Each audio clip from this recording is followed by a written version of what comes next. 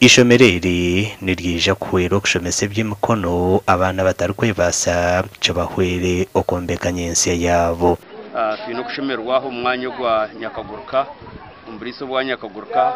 ahwishomereri iriya vocational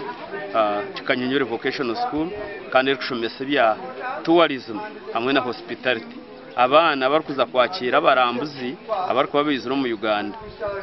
nanokora mu mahoteli kandi bakora umurimo munungi kutwakirira abantu abarikuba bagenyi barikwijamo twino kushemerwa kuba ibintu nk'ebyo mu Uganda byose bitarimo kuko zo mu myanya mingi abantu abakora mu mahoteli mu myanya mirungi nkeje bakwakiramo abagenyi bokurga hero n'imyanya n'abana barga hero bone kutukurebe cyako mu Rwampara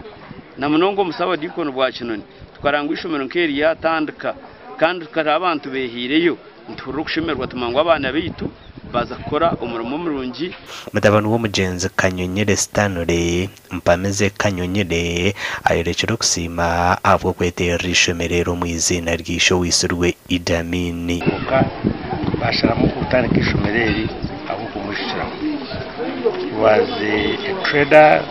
was a businessman kalimo tuwekanisa presented narakajwekera kujaga kinoni sinodi yambara myaka kagana 2 kusyakagana mushanju akabari umushubuzi wa transporter akandi twinji byazikire kora byakoreye cyane kitije kandi sayitu yanyagurukani ya kinoni ba advising abana bakore bashome ebakunda bashome by'emikono ahubwo kuba by'emikono nje kwetengeso munsi yitweji ahubwo kuba nuko kubutatungire degree kongo kashome by'emikono bibasha kwishyakara inonga mu development okukira washashore sente nyingi binonga za fizi